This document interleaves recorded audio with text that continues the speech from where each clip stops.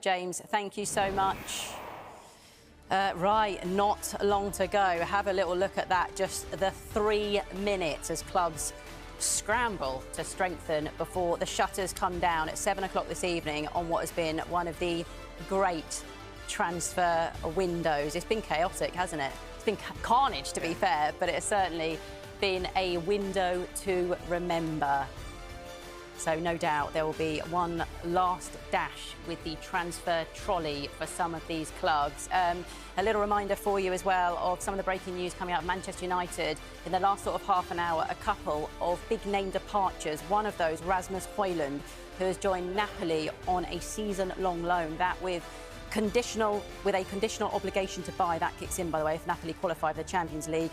And Anthony as well, who has joined Real Betis on a permanent deal. Right, well, this record transfer window may be closing a few hours earlier than usual, but there has been no less drama as teams in the Premier League and Europe scrambled to complete their squads. So what's completed and what's still to happen in the final seconds of the window? Quite a bit. Alexander Isak is on the cusp of his dream move, a record British transfer to Liverpool. A saga involving training alone amid claims of broken promises.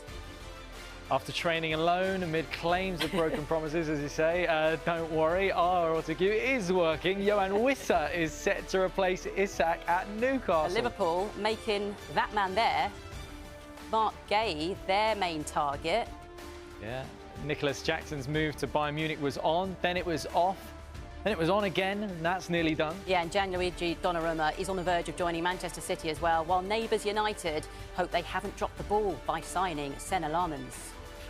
What about those hoping to end their theatre of dreams nightmares on deadline day? Jadon Sancho has agreed to join Aston Villa, Rasmus Højlund has gone to Napoli, and Anthony is back to Betis. Well, winless Aston Villa need a victory, don't they? Well, they've got a Victor. Does that work? Victor Lindelof joins the club. It's Mawani for Spurs. PSG striker Randall Kolo Mawani has passed a medical. And the party continues for Jamie Vardy. Of course it does. In Italy, he is set to join Serie A side Cremonese. But for the clubs in the Premier League, the deadline day party is over as this record-breaking window is now closed. Yes, stay with us here on Sky Sports News on deadline day as we round up what has been the most incredible window. We will bring you confirmation of all those major deals as they happen.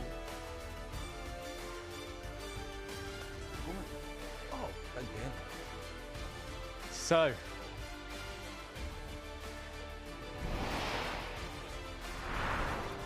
Clinton, a record-breaking window. What have you made of its entirety? This has been one of the best windows ever, if not the best window. I've thoroughly enjoyed it.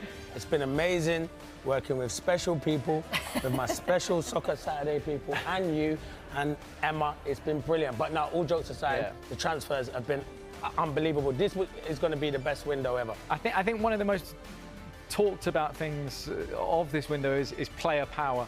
Right, we've seen it with Wissa, we've seen it with Isak. Chris, is this a view of what's still to come?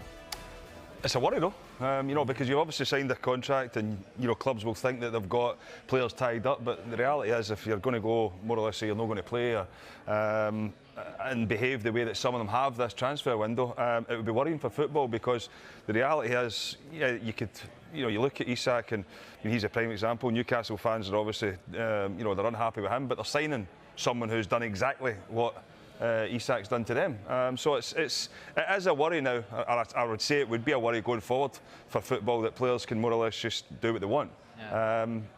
You know, so I think, you know, there might be something that has to be put in there because at the end of the day, if they're paying your wages, you've got to turn up for your work. Yeah. You've got to do it properly. And as I said earlier on, I always feel as if when you leave a football club, you should be able to go back through the front doors of the stadium or the training ground in years to come, and neither of those two will be able to do that in the future. Yeah, and from a club perspective, Sue, do you think, you know, Liverpool, they've kind of played this game almost, they've looked at it throughout the whole window, they've gone out there, they signed Ekitike to begin with, everyone thought that was because Isak didn't want to come to them.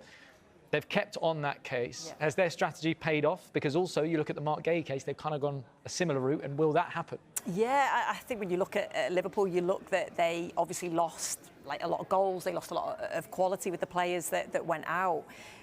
They've brought in some real quality, some real sort of strength and depth. And when you look in those attacking areas, I looked at them last season, they had sort of 5 or 6 players to fit into that sort of front three, if you like.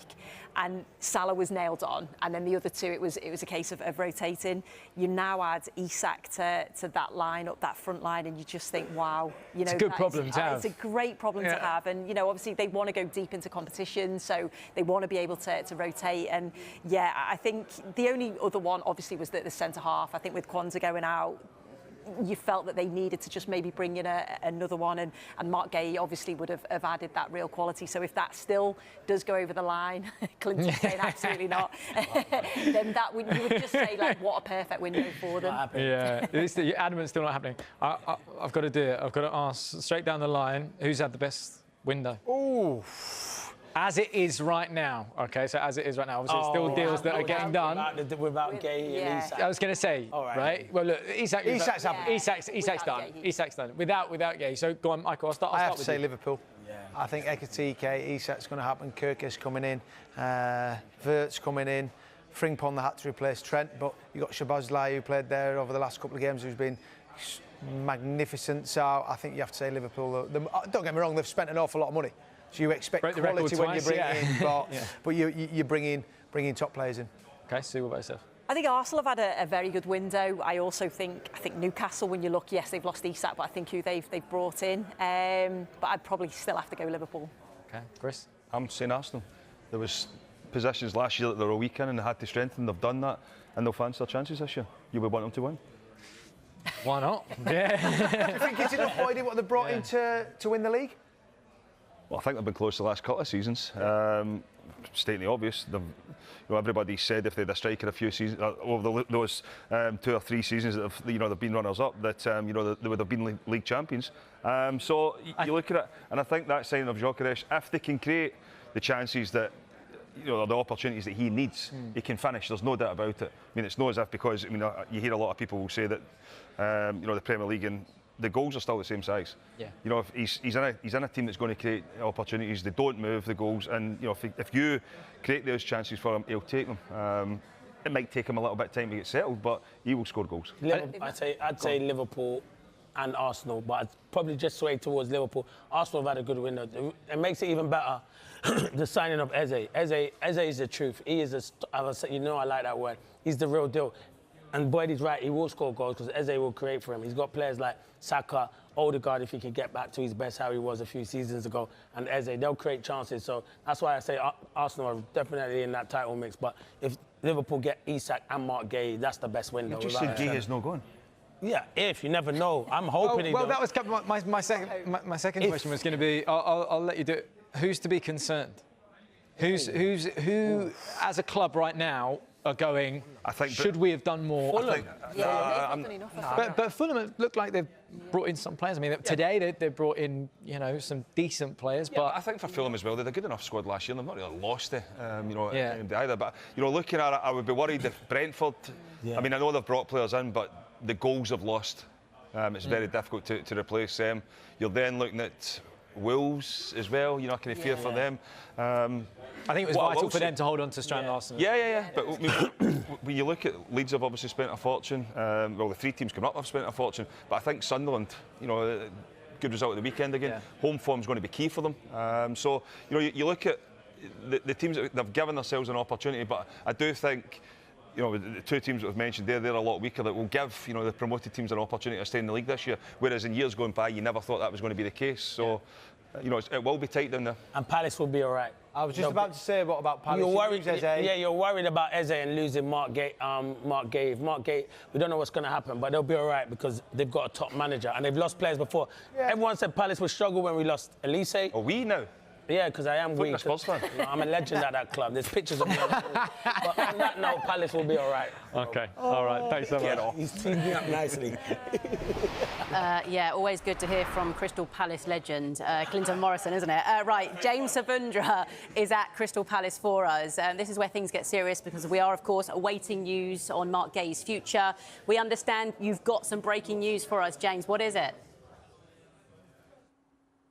Hi there, Emma. Clinton Morrison is a Crystal Palace legend. Will JD Cambo follow in his footsteps and become a Crystal Palace legend? Well, he's just signed for the club in the last few minutes. He'll sign a 4-year contract. He signed from Toulouse, a deal worth around £20 million. Just 19 years of age, we've been reporting over the last few days. He's not seen as the Mark Gay replacement. This deal independent of Mark Gay's future because he is one for the future at Crystal Palace. He'll wear the number 23 shirt. He becomes Crystal Palace's 4th summer signing, and Steve Parish has spoken about the signing of JD Cambo in the last few minutes, a France under-20 international. He said JD is an exciting talent whose progress has been on our radar for some time. We're pleased to welcome him to South London. His arrival bolsters a squad already brimming with talent and potential. And I look forward to seeing his impact both this season and in the future in red and blue. And some quotes from Cambo as well. He said, "It's very exciting. Crystal Palace are a really good club with a good sporting project. It's a big step because it's the best championship in the world. So I'm excited to start." So confirmation in the last few minutes that Crystal Palace have signed JD Cambo from Toulouse in a 4-year deal. James, thank you. Cambo, very much one for the future then, but will Mark Gay be heading to Anfield? We will let you know what deals are set to go through and which won't, of course, after this deadline has now closed, and what of Alexander Isak's record move to Liverpool. Will it be confirmed in the coming minutes?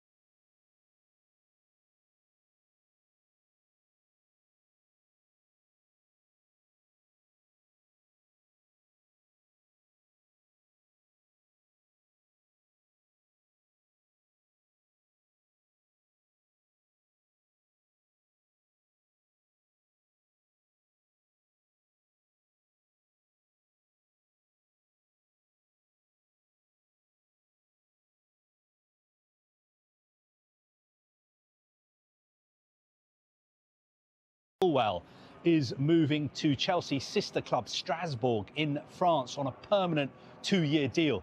Chilwell moved to Chelsea, I think, around 5 years ago from Leicester City in a £45 million deal. Last season, he was on loan at Crystal Palace. I think Chelsea have been trying to find him a new club, and this is a great opportunity for him because Strasbourg are doing really well in France. They are managed by Liam Rossinier, and I think he's going there, and he's expected to be one of the leaders in the Strasbourg team. Kaveh, thank you. Right, well, Manchester United have made big changes this summer. Let's head there now and join our reporter Daniel Kahn. Dan, United, it feels like, have been busy right up until the deadline and maybe beyond as well. Fill us in. What's been happening? Yeah, I mean, Emma, you're absolutely right, actually. You know, they got so many of their big name transfers done earlier on this window with the likes of Benjamin Šeško, Brian Mbeumo and Matthias Cunha, but they are very close to confirming that deadline day signing in terms of Sen Lammens. We reported earlier today a fee agreed with the Royal Antwerp for just over £18 million for the 23-year-old Belgian. He's been at the training ground throughout the afternoon undergoing his medical before he puts pen to paper to a 5-year contract, as we understand it. United looked and analysed many options in the goalkeeping position, especially when you look at the last few weeks of the season where there's been questionable perhaps performances by Andre Onana and Altay Bayındır, for example, in the Grimsby game, even debatably in the Burnley game as well. But it looks like they've acted. Ruben Amorim has acted as well to bring Lammens in. Still waiting official confirmation. But what I can tell you is we have had official confirmation of 2 other deals to do with Manchester United in the last half an hour. And those are 2 departures that were really important for United to do. One came in Anthony, who signed 3 years ago to the day, Emma, for well over £80 million. His return to Real Betis has been confirmed for just over £21 million.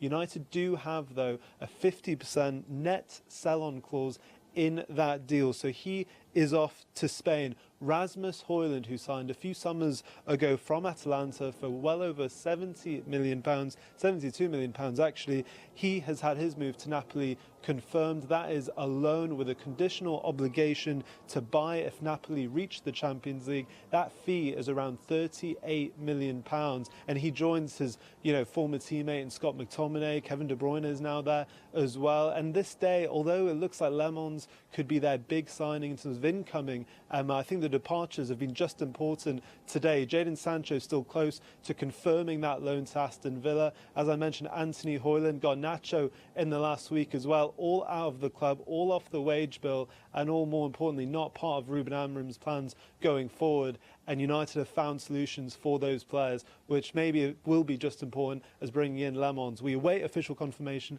but we'll bring that to you as soon as we get it. Thank you very much, Dan. So United have spent over £200 million this summer, but they've also got some big names off their books, including Marcus Rashford and Alejandro Garnacho. I mean, look, we've got Sancho, Anthony, Rashford, Garnacho, Højlund and Malacia still waiting to see what happens with him. Chris, you were making a point mainly on Anthony, who's a sale there of 21.7 million. We heard 3 years ago going for 80 million to Man United. I mean, Manchester United's recruitment. I mean, Højlund as well. They brought him in for an absolute fortune. Now he's away on loan. Sancho was brought in as well. I mean, the money Manchester United. You speak about their goalkeeping problems. The recruitment at that club for the last number of years is incredibly bad. You look and you think, it's Manchester United. I mean, even like Rashford's wages. I mean, he doesn't. He signs what he's offered. So. The amount of money the club has wasted now for a long, long period of time, somebody does really need to get a grip of it from top to bottom. So what have you made of it? Because it does seem like Manchester United, they make these massive deals, the players come in and then it all gets a little bit ugly. They're all training in a separate location to the others. Their changing rooms are different. Where do they go after this? Have they got to change their strategy? Yeah, 100%. Like, the recruitment hasn't been good enough. And we were talking about it on the show on Saturday, and we were saying the manager's changing as well. So I think, you know, the style's changing. So then you're bringing in different players to fit with that style. So at some point, they've got to be patient. They've got to stick with the manager. They've then got to build with that manager and bring the right players in that are going to, you know, sort of play that style. So, yeah, when, you know, I looked at the start of the transfer window and you thought, OK, they've brought in some good attacking players. They're players that they needed because, you know, they didn't score enough goals, they didn't create enough chances last season. But then you also looked at the midfield area and you thought, well, to play the way that Amrin wants to play, they need probably more legs and more athleticism in there. Then you looked at the goalkeeper situation, which I know that they're addressing with Le Mans. Whether he's the right goalkeeper or not, I'm not too sure. But yeah, when you look at that and you look at the amount of money that they've spent and then what they're going for, the recruitment certainly hasn't been good enough. Do you think, Michael, do you think they've got rid of the right players? And what I mean by that, you know, you're looking at, I mean, Garnacho you can claim as an academy project, but still a great player on his day. Looking at this team, do you think they've made the right decisions? Well, you can go along from there. Sancho, Aston Villa. I mean, Anthony, you're losing, what, just under £60 million in 3 years. Remarkable. Marcus Rashford gone on loan. Garnacho, Hoyland Field from Malacia. I mean, Garnacho, you could talk about professionalism, body language. I mean, and with Boyd, it's just remarkable. A football club of Manchester United can waste money like they do and not get it right. I mean, you make the odd mistake, but it just seems to be constant with Manchester United. And you look at the money spent now. I mean, they've gone with Cunha and Mbeumo, who big fans of. But it wasn't too long ago we were saying I'm a big fan of Sancho, like Rashford, like Garnacho, and then they're all out the door. So there's something not quite right. A mentality, a mindset of going, it's a heavy shirt to play in. But I'm going to knuckle down, I'm going to be good. Mainu, what happens with Mainu? He was wanting a loan move.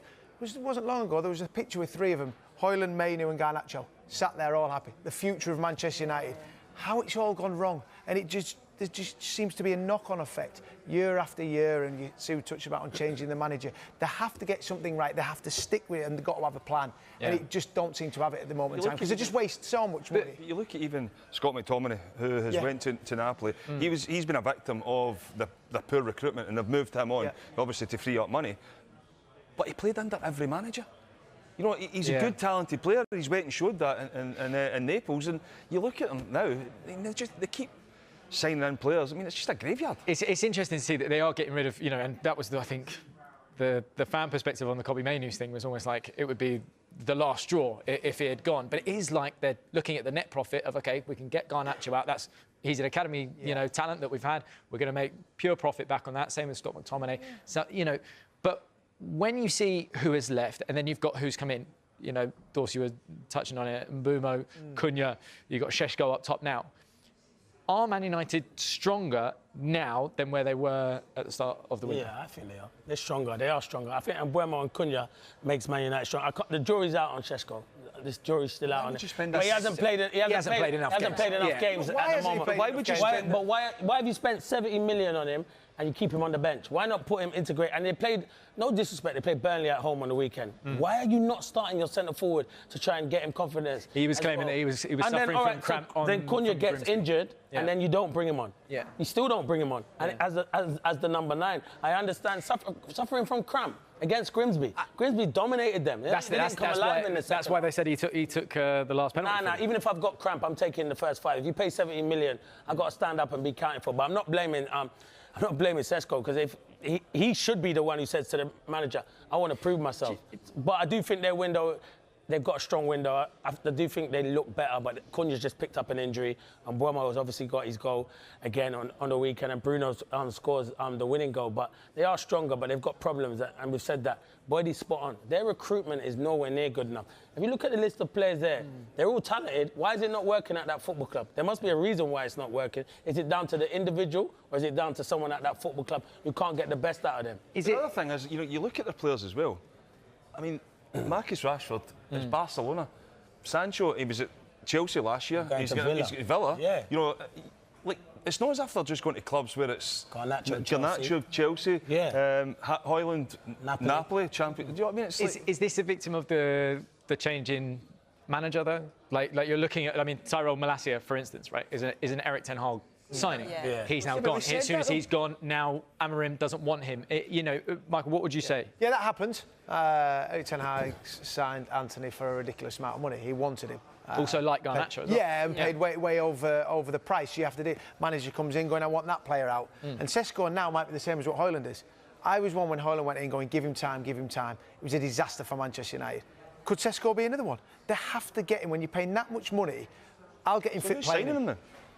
That is the question. Because if you're a manager, and you're under pressure and you sign somebody for the amount of money that they've signed Sesko for, the first thing you're doing is putting them in your team. Exactly. You're not looking to create problems with not playing them. Then people are going to question, you've spent another fortune on a striker, you're not playing them.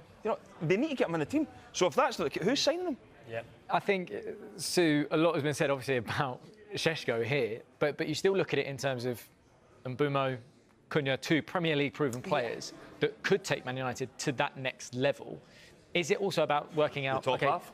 Yeah, well seeing those two players who are Premier League proven, know what they want in front of them. The manager's clearly favouring Mason Mount at the minute. Is that what he's just trying to work out? I've got these two boys that these two have to start each time. Who are they best with? Yeah, probably. And, I think we were all looking and we were saying, well, how come Šeško's not starting in that game at the weekend? Is it because he doesn't quite feel that he's quite ready yet? He's quite fit enough yet? It was an opportunity to sort of put him in there. But, yeah, it is about trying to find who fits in with the system that, obviously, Amorim wants to play. Yes, bringing in Cunha and Mbeumo, you know that they are Premier League proven. You know that they can score goals and they can assist in the Premier League. Šeško may take a little bit more time to adapt. So, yeah, there's so many different things, isn't there, around this Manchester United. And you just hope that from the top to the bottom, it all sort of starts to align. You have to play Sesko. As Boydie said, you paid all that money. Cunha has been playing through the middle as a 9. Cunha's best position is on that left-hand side as a number 10, playing in them little pockets where him and Mbeumo cause problems, which he did at Wolves and Mbeumo did at Brentford. Sesko, if I'm the centre forward and Boydie would tell you and you're bringing me for 70 million and you're leaving me on the bench, I'm starting to think, did you want to sign me or did someone else at the club want to sign me? Because I'm thinking I should go straight in. I understand why he's playing Mason Mount. When Mason Mount's fit, Mason Mount is a top player. So you want to try and build his confidence up. But can he not play? And I see him do it at Fulham the other day, where he played him with Bruno Fernandes. They were obviously chasing the... No, they weren't. They were chasing that game there. And they did bring him with Bruno Fernandes to sit in there. And he can play in them positions. You do find a place in the team for Mason Mount, because I think he's a good player. But not at the expense of Šeško. Well, there you go. And United have done their business, but still some big questions. Yes, questions still remain. A reminder for you of the breaking news at 7:30. Liverpool have submitted a deal sheet for their attempt to sign Mark Gay. They now have until 9 o'clock tonight to complete that deal. More to come. Here on Sky Sports News Plus, will Alexander Isak's British record move also be confirmed? We will continue to bring you the very latest on that. And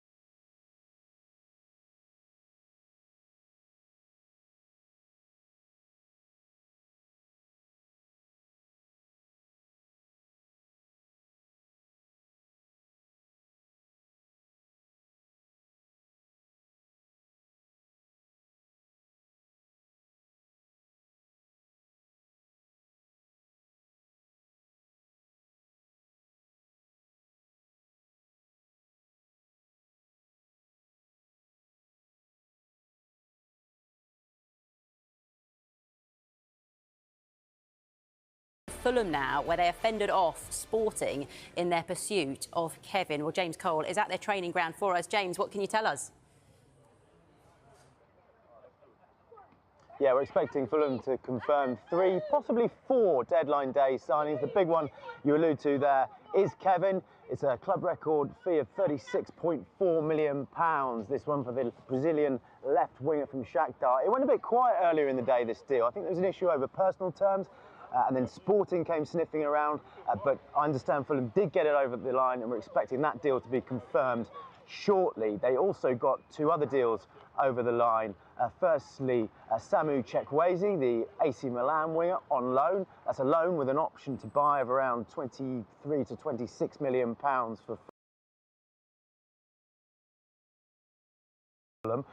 He's a player who play on the right wing. You've got Kevin on the left wing, and they've also signed another winger, young Tyreek George, a 19-year-old from Chelsea, who had that breakthrough season last season under Maresca. Surplus to requirements at Chelsea because they've signed a load of wingers, so he's come out for a fee of £22 million. That is a permanent deal, and we thought that was 3 deals on deadline day, which would constitute a decent deadline day for Fulham, given how quiet it's been so far for them in this transfer window. But we're hearing reports that maybe Jonah Kusi-Asar may be coming on loan as well from Bayern Munich, an 18-year-old forward. Plays for Sweden under-21s. There may be a deal sheet in for him. I'm trying to get that confirmed. At the moment, those are just unconfirmed reports. We'll keep you updated if we get any more news on that. But we're expecting certainly 3 signings to be confirmed. They got over the line in time just. We'll now hang around and wait for confirmation from the club. You hang around, James. Thank you. Right, well, we are awaiting final confirmation, of course, of the transfer saga of the summer. Alexander Isak's move to Newcastle from Liverpool. But before Liverpool fans get to see Isak play in a red shirt, well, he is more likely to be seen in the yellow shirt of Sweden. He is due to join up with the national team and his teammates in Stockholm later on tonight, where he will be met by Sweden head coach John Dahl Tomasson. And our very own Gary Cottrell is out there as well. We can speak live to Gary now. Gary, really good to see you. You were listening to the Sweden head coach earlier in that news conference. What did he have to say about Alexander Isak and this move to Liverpool? Well, Tomasson says that he'd spoken to Isak twice in the last 24 hours. He's probably spoken to him a few more times since then, saying, "Where are you, mate? You're supposed to be on a plane coming over here. We're expecting you this evening to report for your international team." And as far as we know, deal's still not done with Liverpool, and he's still in the training ground. And Tomasson is a good man for Isak to talk to and consult with for a couple of reasons, really. Of course, he himself played for Newcastle at the turn of the millennium, and he knows all about players going on strike. When you think about players going on strike, the first one that really hit the headlines, you think Pierre van Hooijdonk, a Nottingham Forest player. Well, when he left Nottingham Forest, he went to Feyenoord, and Tomasson and him had a couple of good years playing together, so he will have spoken to him, I'm sure, about the difficulties he went through trying to force a move, which in the end never came. So as I say, yeah, been in touch a lot with Isak as the head coach of Sweden. He says he's in a good frame of mind, he's determined to come and play, although of course because he hasn't really had any games, hasn't had a full training schedule, he won't be able to play 90 minutes, but he describes him as a game changer. No, first of all, he's a great lad. I spoke about his character a lot of times. He's very professional.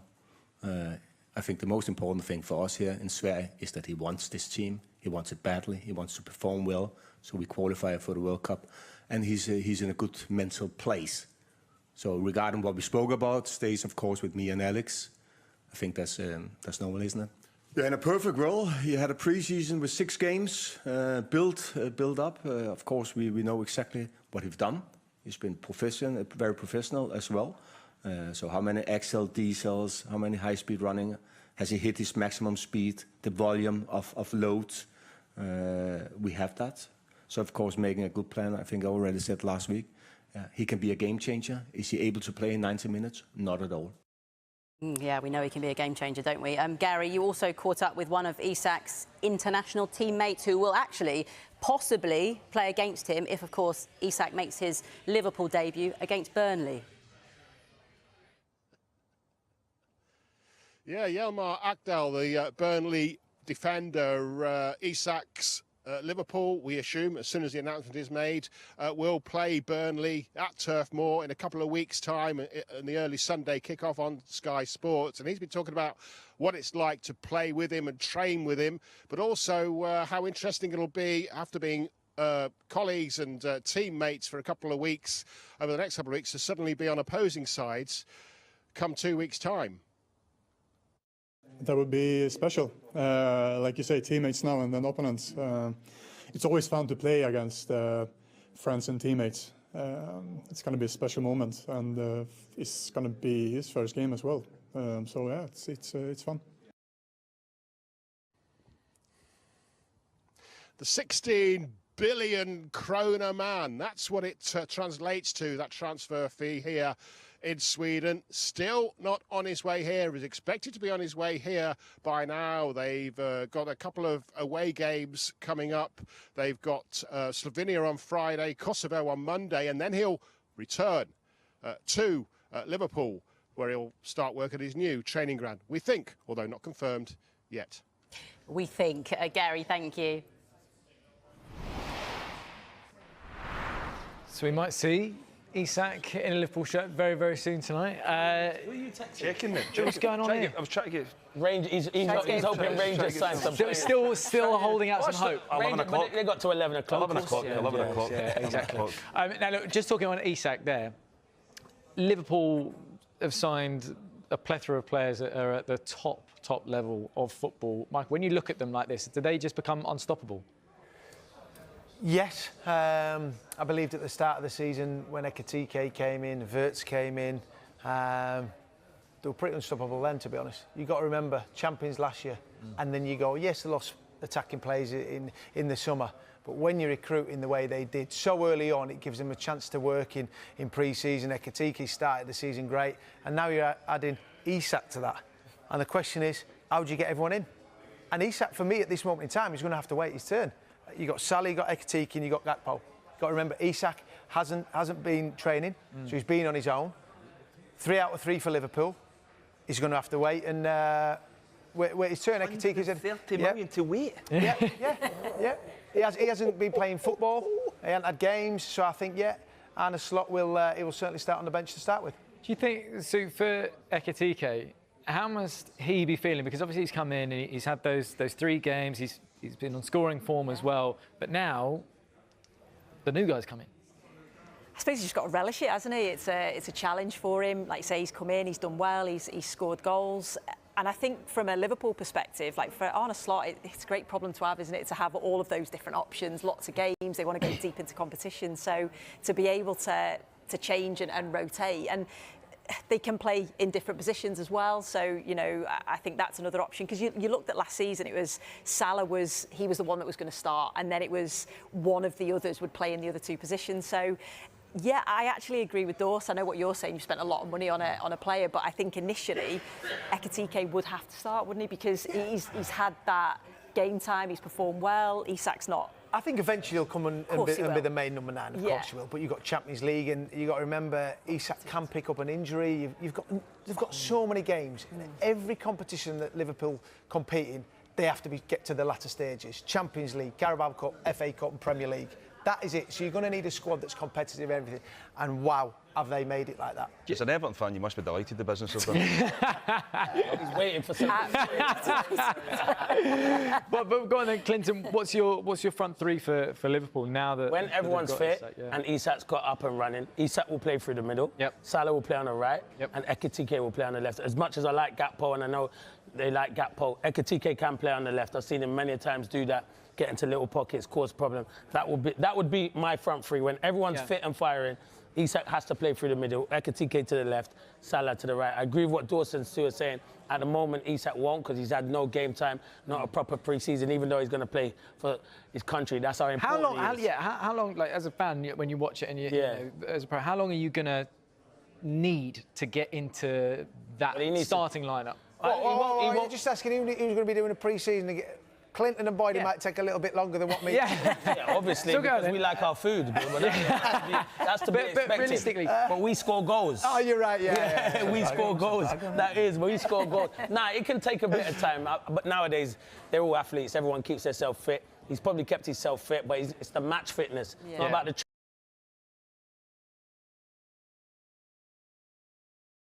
it's about match fitness. And learning his teammates as well. But one thing with strikers, which we're a bit ahead of those two at the other end, is that we score goals. We might eat a lot, but we score goals. I see. Yeah, you set them Fuel up. to fly. Fuel to fly. Do you agree with Clinton on the Gakpo situation? Would you leave Gakpo out? Would you put Ekitike onto that wing and Well, play he's signed a new deal as well, Gakpo, hasn't he? Yeah, he has. That's a hard one. And he's good, yeah. Good player. Well, I think for Liverpool's, if it's a big game, there's no doubt Arne Slot will know what his team is, but because of the amount of games they're going to have, they'll chop and change. But don't avoid it. He said, what's the best front three? No, never. He said, do you agree with me? Well, I said, you keep it Gakpo or you use Yeah, it. he'll play. Will he get minutes? Of course he will. But, you're not spending £130 million for Alexander Isak to sit on the bench. Yeah. Salah will play. Wirtz is obviously in behind as well. Spent an absolute fortune on him, and there might be something movement in there. Because I don't think he started the season really well. Albeit, he's an exciting player and will he do well? Yes, but right now he has struggled. Gakpo will get minutes and he'll score goals. Yeah. Okay. So we'll find out who's going to lead that Liverpool line soon, I hope.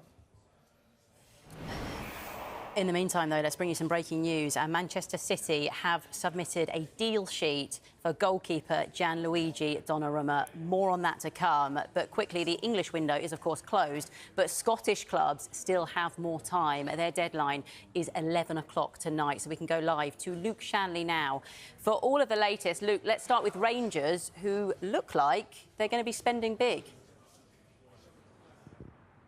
Yeah, absolutely. I understand it's an imminent announcement for Yusuf Chermiti, who is coming from Everton in a deal worth £10 million. That'll be the biggest fee Rangers have spent since they signed Torre Andre Flo 25 years ago. Now, the sporting director, Kevin Thelwell, knows the player well from his time at Everton. He helped sign him back in 2023. So that is a sign of intent from Rangers to bolster that attacking lineup. Remember, they've already signed Bojan Majowski. They also look like signing Derek Cornelius for the Canadian international from Marseille.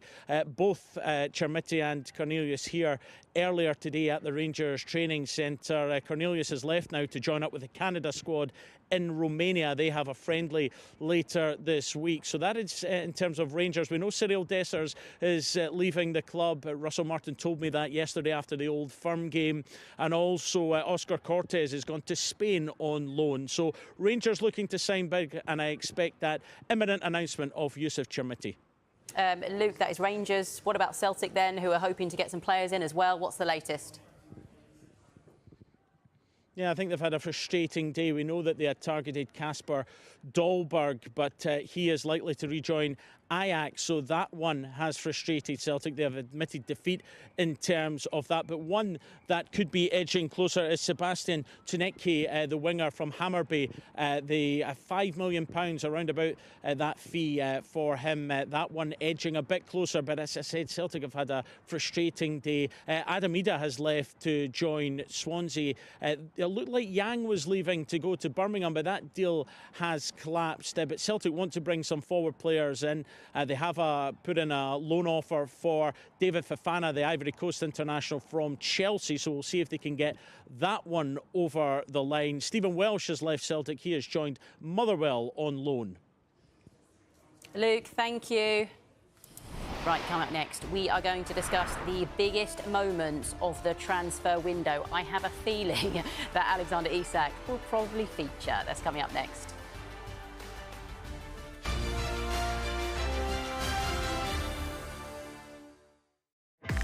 Sky Transfer Window on Sky Sports News.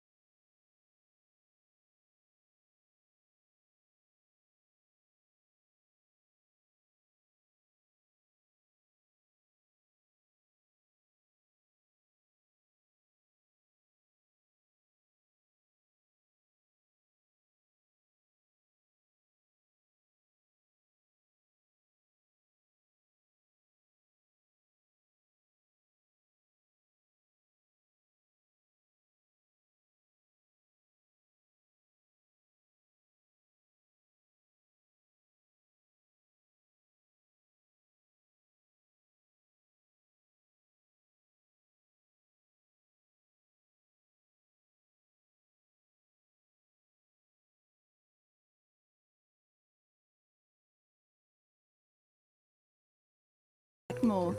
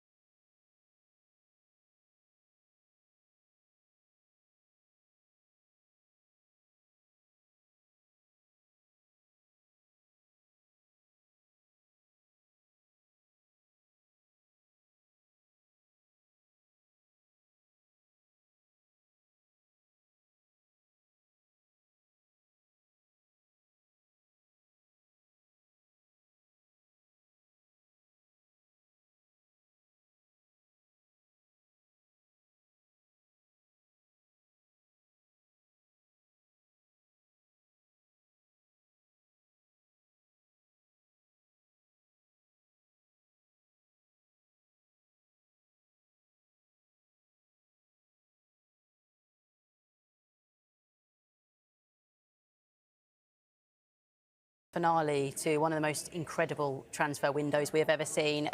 Thank you, Rob, for now. We've also got some breaking news from Arsenal as well. James Green is there for us. James, good to see you tonight. Tell us more.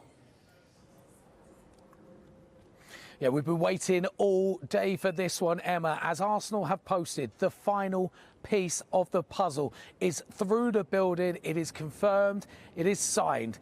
Piero Hincapié is now an Arsenal player. He becomes the 8th signing of the summer for Arsenal. A busy summer that saw them finally get their hands on a striker in Victor Gyökeres. They got Martin Zubimendi, Christian Nordgaard, Noni Madueke, Christian Mosquera, Kepa Arrizabalaga, Eberici Eze, and now it's another signing in. Left-sided defender, Ecuador international, 23-year-old from Bayer Leverkusen. He joins Arsenal on a season-long loan with an option to buy.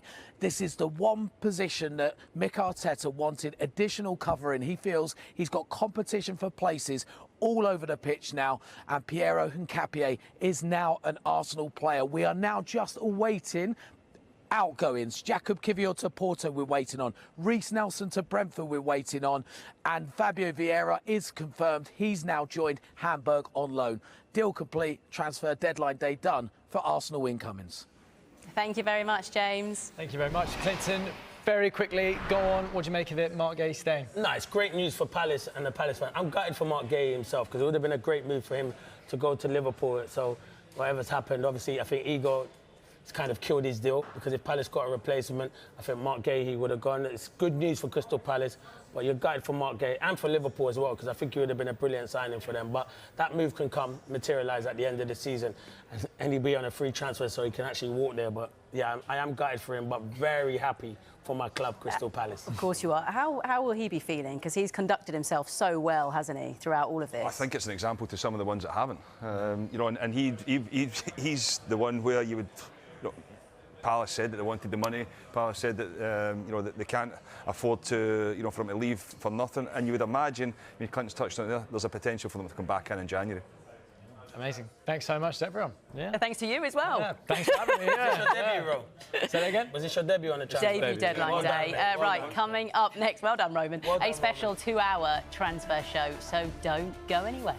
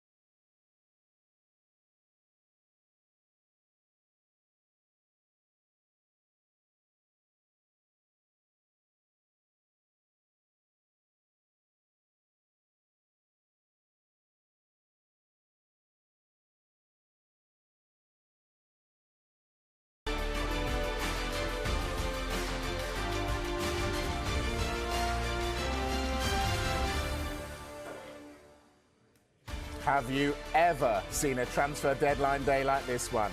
The window's closed, but it is not done yet. Breaking news in the last few minutes on Mark Gay's future. We're still waiting on confirmation on Alexander Isak to Liverpool, Yohan Wissa to Newcastle, Gianluigi Donnarumma to Manchester City, Manuel Akanji to Inter, and many more. Will they get confirmed? Stay with us on the Transfer Show to find out. Well, there are plenty of done deals to tell you about as Manchester United winger Antony joins Real Betis for an undisclosed fee. And he's not the only player to have left United today. Their striker Rasmus Højlund has completed a loan move to Napoli for the rest of the season.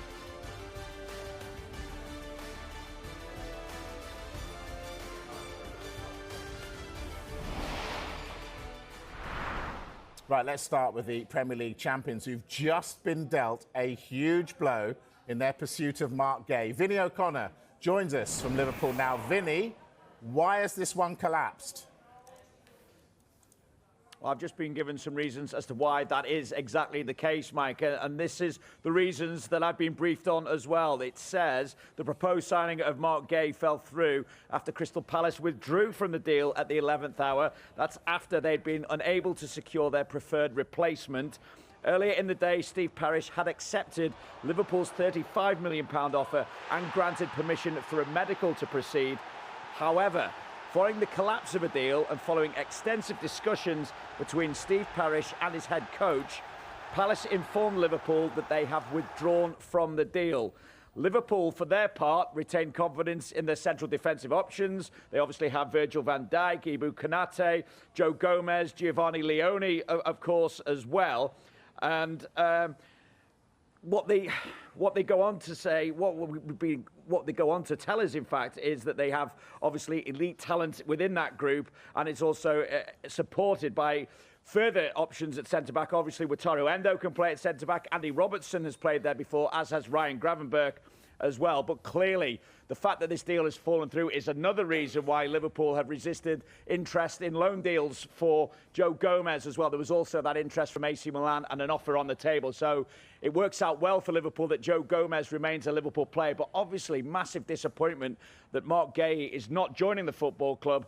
But as I say, what we've been told is that Crystal Palace have withdrawn at the 11th hour from that deal. Obviously, we're still to get full confirmation from Palace themselves as to their standpoint. But that's what we're being told here.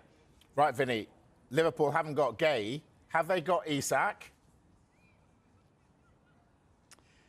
That deal is obviously getting over the line, Mike, and we await now just the official announcement. Our understanding is that effectively Alexander Isak is a Liverpool player. He's done all the in-house media. He has actually left for the day as well. It's our understanding that he will wear the number 9 shirt as well, vacated by Darwin Núñez. But again, we await full confirmation on that. It's been the will he, won't he saga of the transfer window. Mark Gay's been the will he, won't he saga of the transfer deadline day. But Alexander Isak is going to be announced as a Liverpool player in a record deal, £125 million from Newcastle. He's signing a 6-year contract with Liverpool. He, of course, arrived on Merseyside this morning, started his medical at the training ground, was off-site for a few hours, but returned after 3 o'clock and has been here ever since. He's done the in-house media, he's done the interviews, he's done the promotional photographs as well. And all we await now is that official announcement from Liverpool that indeed Alexander Isak is a Liverpool player. And when that happens, I know you'll bring it to us live. Vinny O'Connor, thank you. Right, loads going on at Liverpool then. We'll get reaction to that from Dharmesh Sheth and Mark McCallum, who are still working really hard on all those deals. But let's head to Tottenham. There is breaking news coming out of Tottenham. Michael Bridge has it. Michael. Yes, Mike. Tottenham have a new forward for this season. They've completed the loan signing of Randall Kolo Muani on a season-long loan from PSG, and he'll wear the number 39 shirt, the 26-year-old France international, and he said, "I'm really happy and very proud to be at such a great club.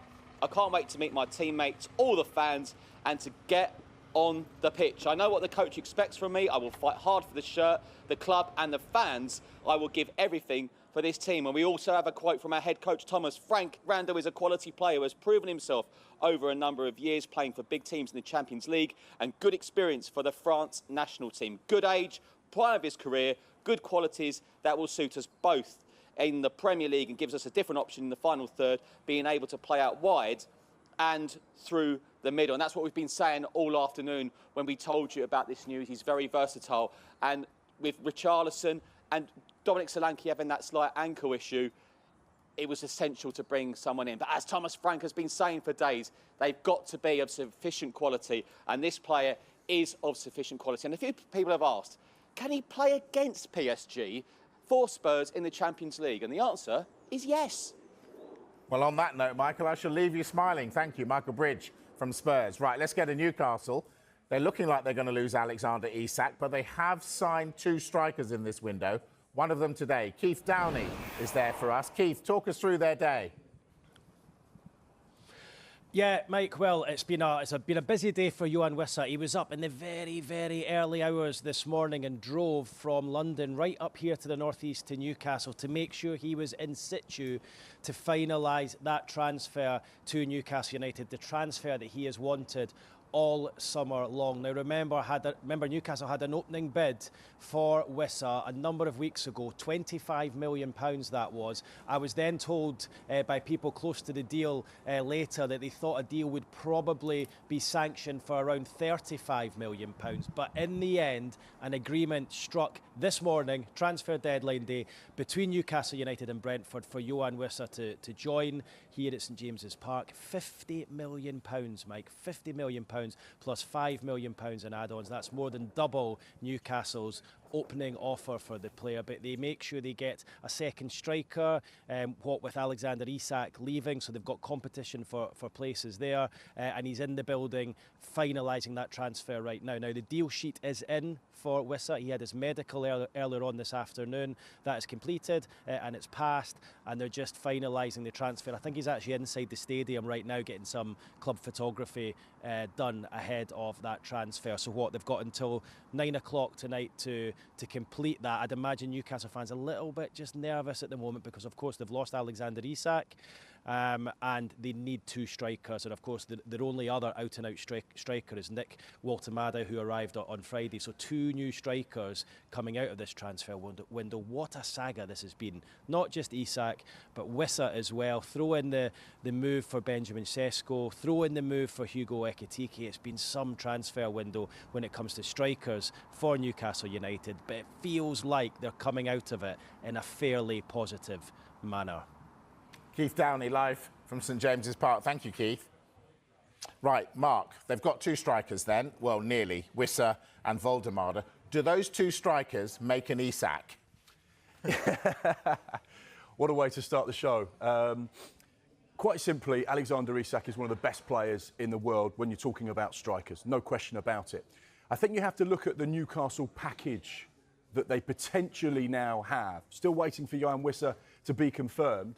But just so you said, is Alexander Isak a 10 out of 10 striker and Callum Wilson a 7 out of 10 striker? And they've signed Nick Voldemade, who might be an 8 out of 10 striker, and Yohan Wissa, who might be a 9 out of 10 striker. Collectively, their strike force is better now than it was 48 hours ago. We're obviously still waiting for that deal to be confirmed.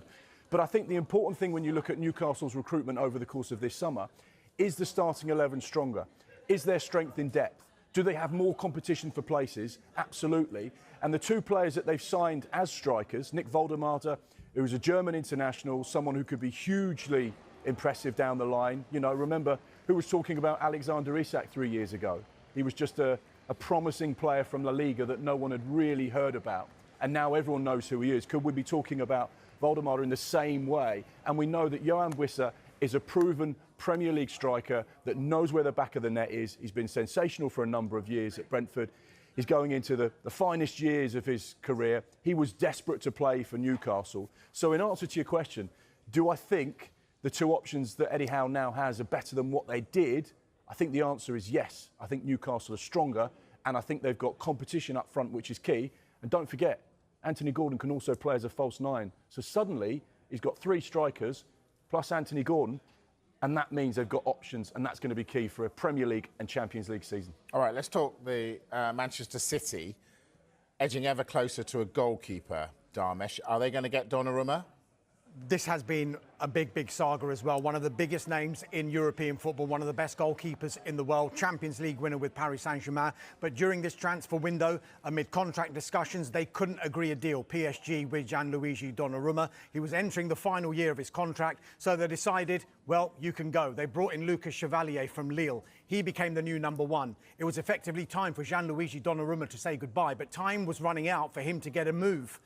Where was he going to go? Because if you're a well-run European football club, you normally have everything in place with regard to most of your positions, especially if you're a Champions League team. However, Manchester City had one issue, and that was because Ederson had entered the final year of his contract. There was lots of talk about his future. James Trafford came in, they re-signed him from Burnley. And now the decision was, we don't want to lose Ederson, even though he's only got 1 year left of his contract. However, Galatasaray, then Fenerbahce have come in. Fenerbahce have since agreed a deal with Manchester City worth £12 million. That window doesn't shut until September the 11th, though, so that doesn't need to be announced just yet. While that was happening, Manchester City was simultaneously trying to organise a deal and get a framework in place with Paris Saint-Germain and Gianluigi Donnarumma as representatives to try and get a deal in place so that if Ederson's deal to Fenerbahce came off, they would be in a position to be able to do a deal for Donnarumma. This one went on all day. We thought, is this going to happen? Because it got pretty quiet at one stage. He's out in Italy with the national team. A medical was due to take place out in Italy. We have since heard that a deal sheet did go in from Manchester City to try and get this one over the line. And we have now heard that that deal has been finalised effectively. It hasn't been announced yet. We think it might be announced tomorrow. Still could be tonight, but it's more likely to be tomorrow. £26 million for Gianluigi Donnarumma. It seems like a fantastic deal for Manchester City. Remember, PSG, during this transfer window, said £40 million, or 40 million euros rather, that they wanted for Donnarumma. Manchester City went, that is going to be far too much money for someone you don't want and who's in the final year of his contract. So they've got him for £26 million. He's agreed a 5-year deal until 2030. So both of those deals that they were working with in tandem seem to have come off. We're just now waiting for those formal announcements that Ederson has in fact joined Fenerbahce and Gianluigi Donnarumma is a Manchester City goalkeeper. Mark, is Donnarumma a Pep signing or a club signing? Straight for the jugular with that question. Now, ultimately, I think the way that Pep Guardiola has operated whilst at Manchester City, he's the boss. He makes the decisions. But clearly, over the course of the last 12 months, there's been transitions happening at board level. There's been departures with regards to Omar Barada. There's been new faces that have been brought into the football club. And therefore, his position is probably slightly different to what it was 12 months ago. But ultimately, I don't believe anything happens at Manchester City without his say-so. He has this season, plus another season on his City contract. So therefore, he's building a team that he feels is capable to at least fulfil the 2 years that he has on his deal. I think this is a signing that is necessary for Manchester City. As Dharmesh has explained, they need to position themselves so they don't get caught out. And if that means having too many players as opposed to not enough, then that's far, far better as a position to be in. Right, I reckon there are about 20 deals we're still waiting news on. One of them, Harvey Elliott, and that proposed move to Aston Villa. Is that going to happen? Stay with us. And there is breaking news as well coming out of Rangers. It's all happening in the transfer show. See you in a moment.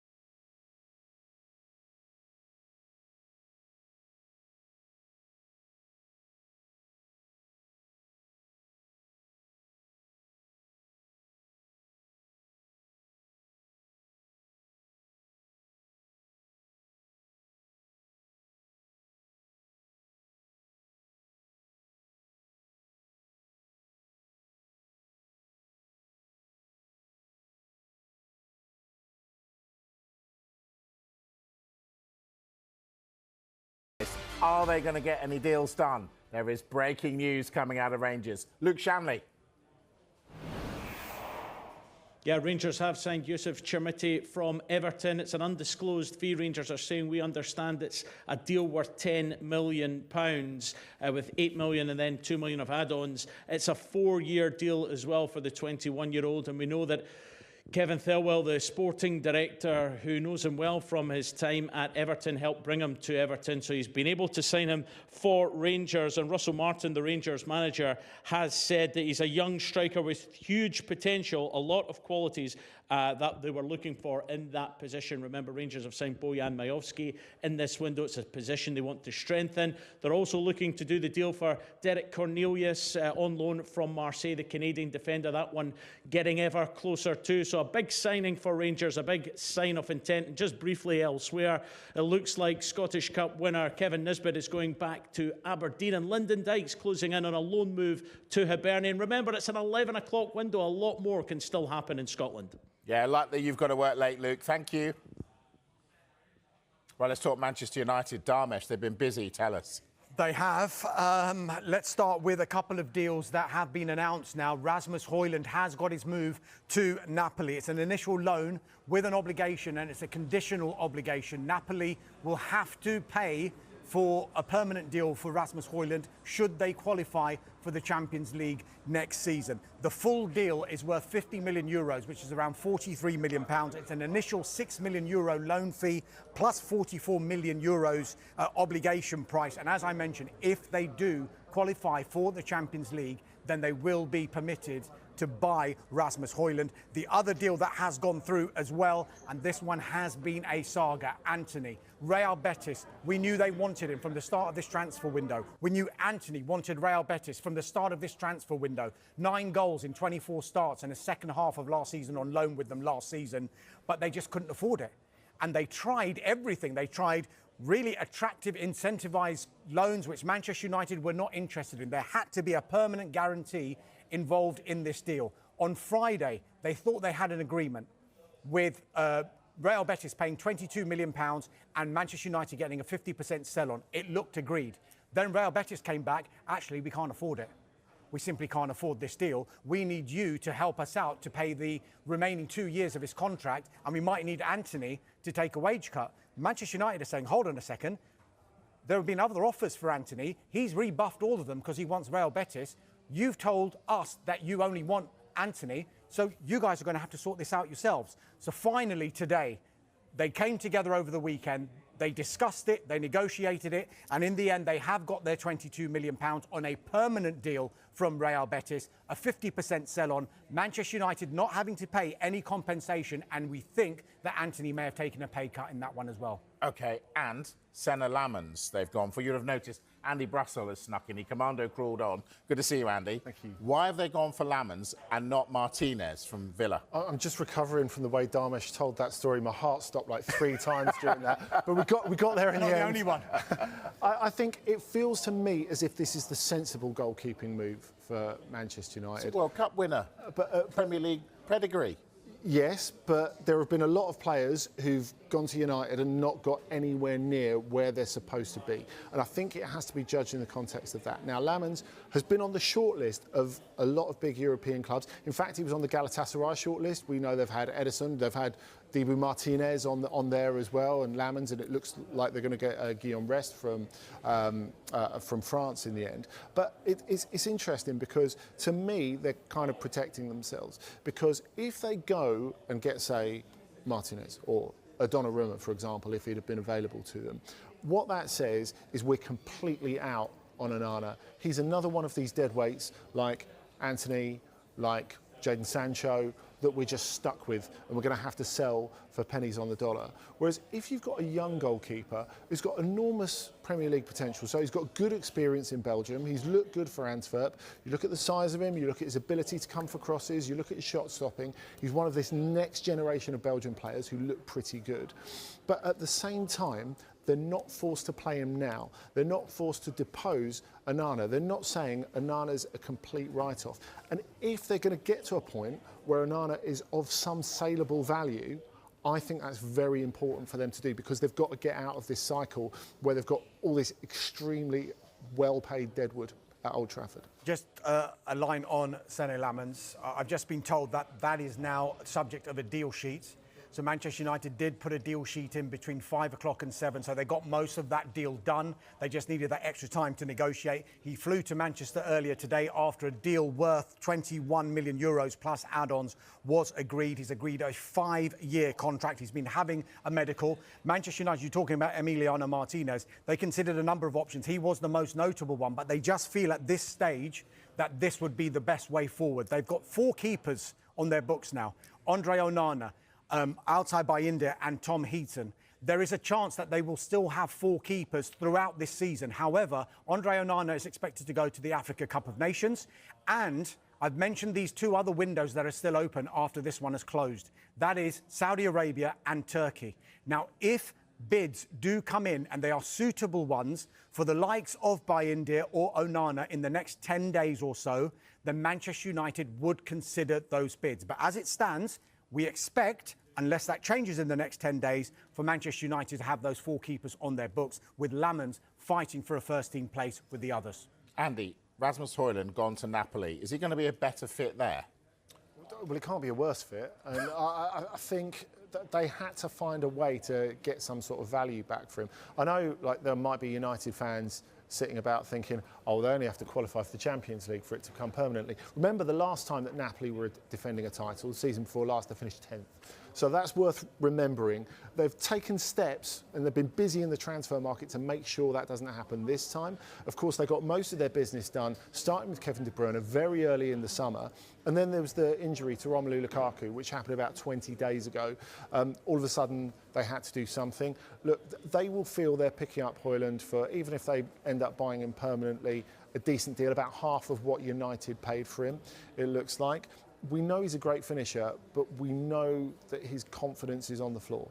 So really, they need to really work on that. A bit of tough love from Antonio Conte, perhaps, but there was always the feeling if he was going to get back to his best, it was going to be in Serie A. All right, let's talk Aston Villa now. It was very quiet for them until today. Rob Jones is there for us and joins us now. Rob, Emi Martinez, surprised he didn't go?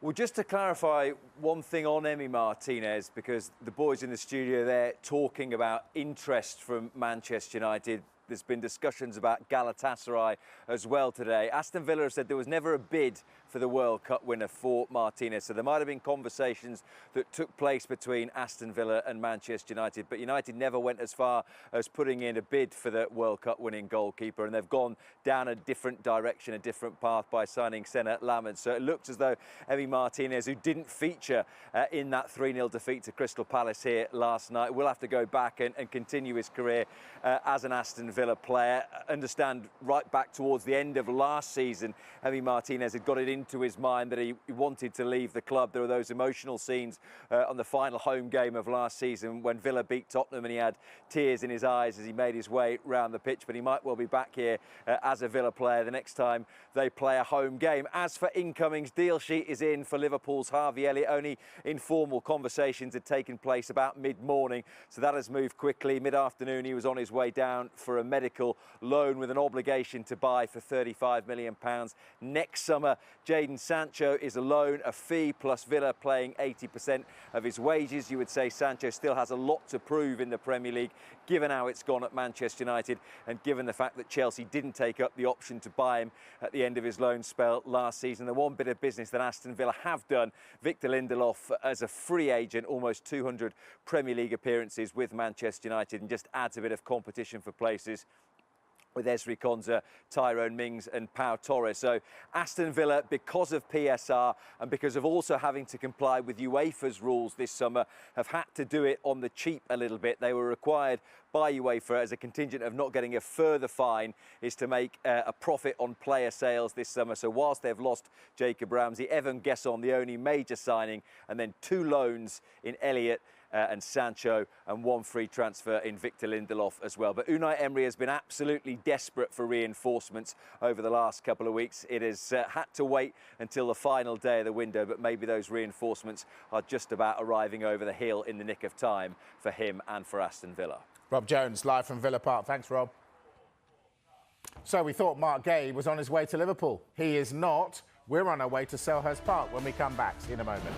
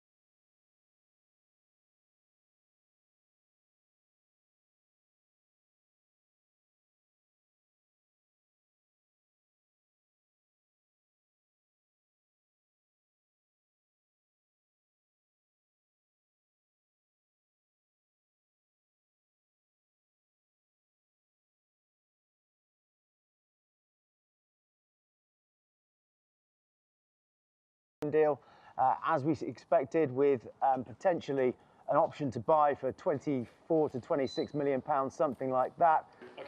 It's one of a few signings we're expecting from Fulham this season, this evening. These are exclusive shots from earlier on, just after he put pen to paper, posing for his photographs. But we're also waiting for the club to confirm their club record signing. in Kevin from Shakhtar Donetsk, a deal worth £34 million that we thought might have stalled earlier, but did get over the line in time. And we're also waiting to find out if they managed to get Tyreek George, the winger from Chelsea, on a £22 million deal, a 5-year deal. That may have had to go to a deal sheet. I understand he's still at the training ground finalising that deal. And potentially there could be a second deal sheet in as well from Fulham for Jonah Kusi-Aser from Bayern Munich, a Sweden under-21 striker, just 18 years old. Fulham aren't confirming if they've got any deal sheets in, but it's possible there could be 2 deal sheets in for those 2 players as well. So we'll keep you posted, but Fulham have confirmed the loan signing of Samuel Chukwueze. James Cole, thank you. Chukwueze, tell us about him, Andy. Lost his way a bit in recent months at Milan, but great at the start. The left footer who's going to cut in from the right-hand side can be a game changer on his day. And I think it's really interesting when you look at Kevin as well. They've gone out there and Tyreek George, a possibility. They've gone out there for wide players that are going to excite. You know, they've gone to really strengthen a part of the team. I mean, as far as Kevin goes, we've seen him, he made a major contribution in Shakhtar, qualifying for the Conference League. And since the full-scale invasion by Russia started, things have changed a lot. Of course, we associate Shakhtar with having a lot of Brazilian players. In fact, in the season that Fulham got to the final of the Europa League under Roy Hodgson, they were, I think you'll ask most Fulham fans, they were the best team to play there with all their Brazilians, their vintage Brazilians of that time. That all stopped after the war. But then, over the last year and a half, they've started bringing in more Brazilians, realising, A, that's what the club identity is, and B, they can develop them to sell them. And Kevin is one of the first that they've managed to do that for. It's going to earn them a lot of money, 40 million euros. I think we were hearing 34 million pounds as well, which is a club record for Fulham. And he's a wide player who likes to take responsibility and score goals. So for Chukwueze, it's more opening space.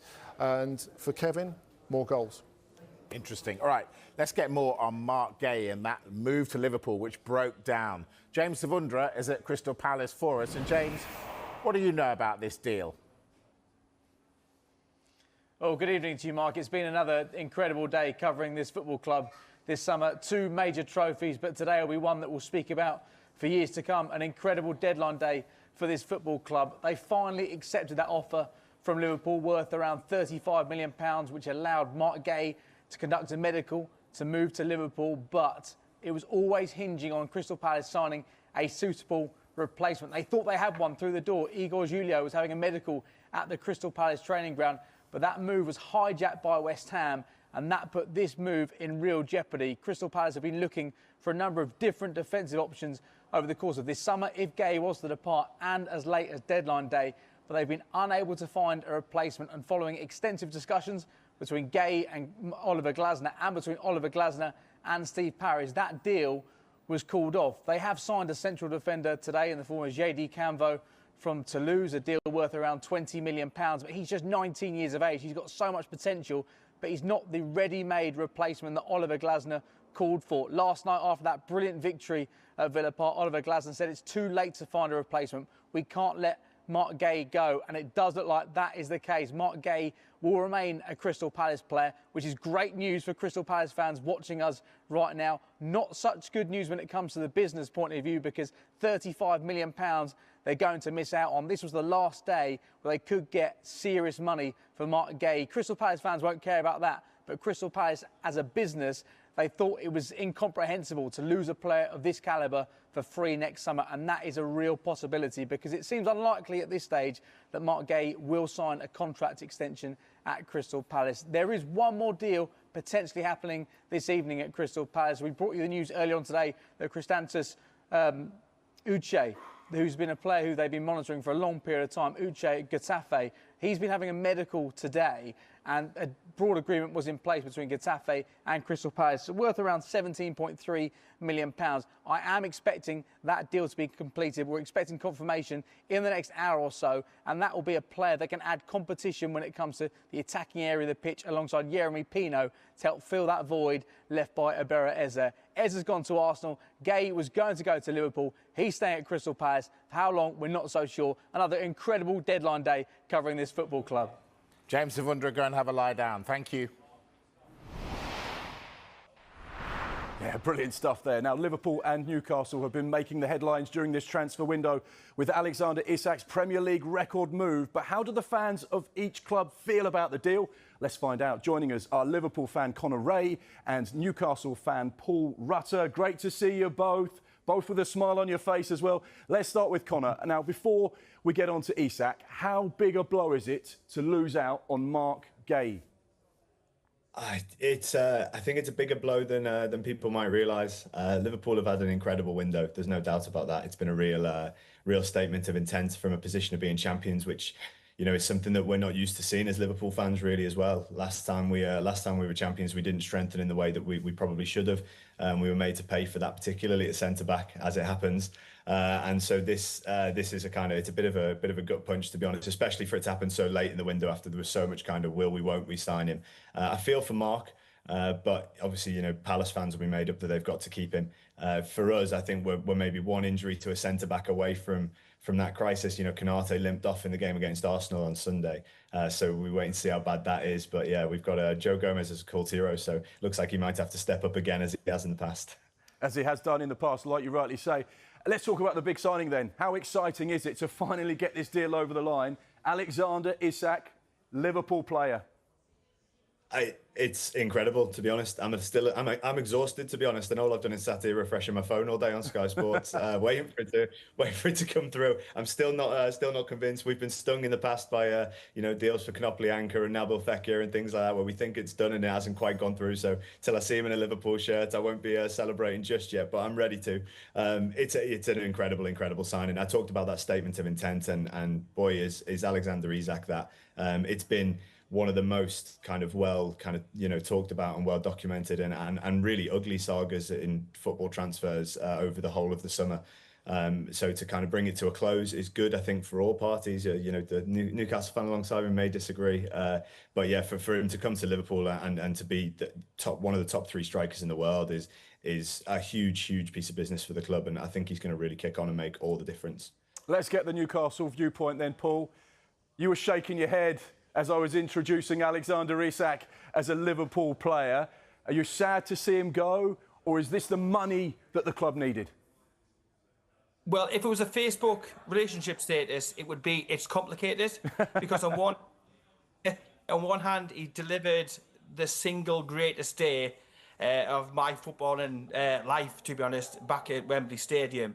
But on the other hand, the entire episode has just been.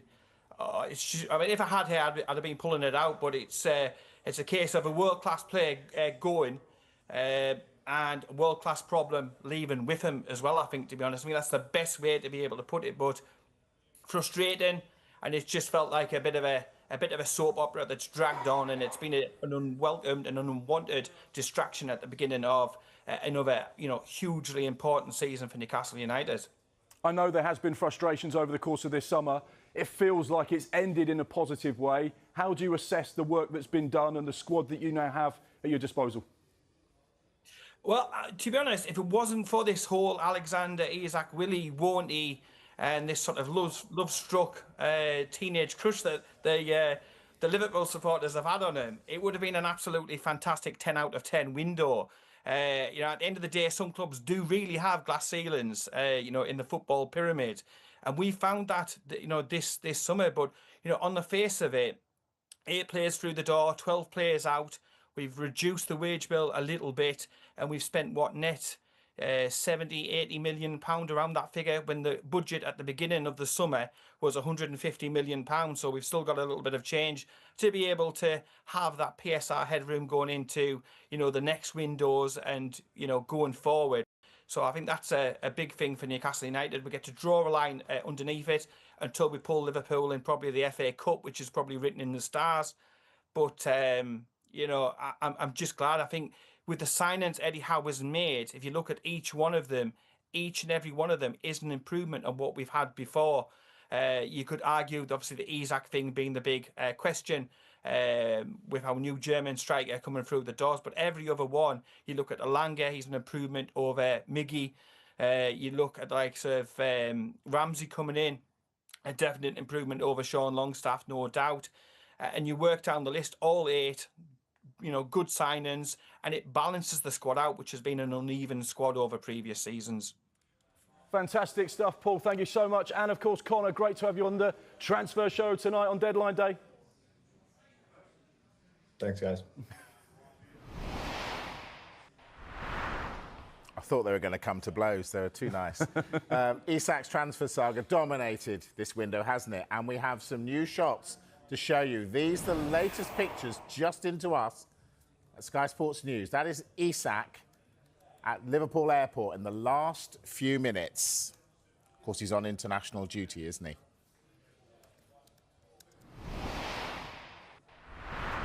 Right, time for a break. When we come back, we're going to talk Erik ten Hag. He lasted precisely 2 league games before he was sacked by Bayer Leverkusen. We'll discuss that and their transfer business next with our European football expert, Andy Brassel. See you in a moment.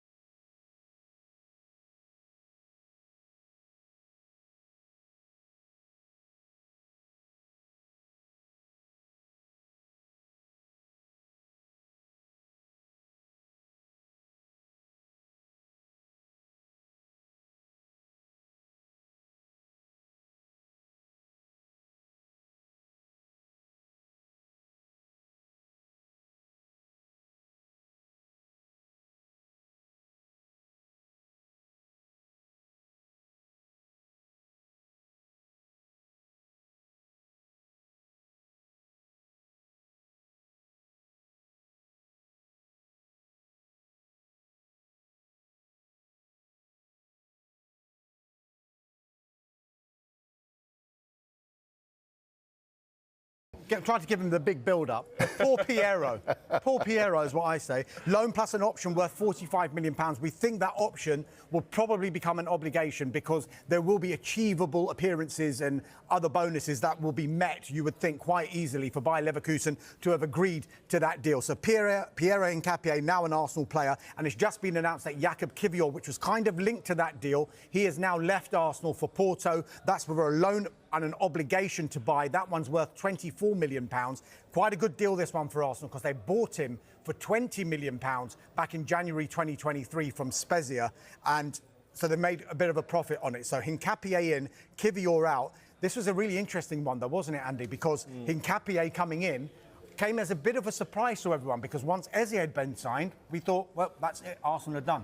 Yeah, but if you think about it, Dimes, I mean, they were short of defensive cover for a lot of last season. And I think he's in an interesting place in Hincapié. I mean, he was someone who impressed for Ecuador in all the age categories. And then he came to Leverkusen, looked pretty raw, and then Xabi Alonso got his hands on him, coached him to within an inch of his life.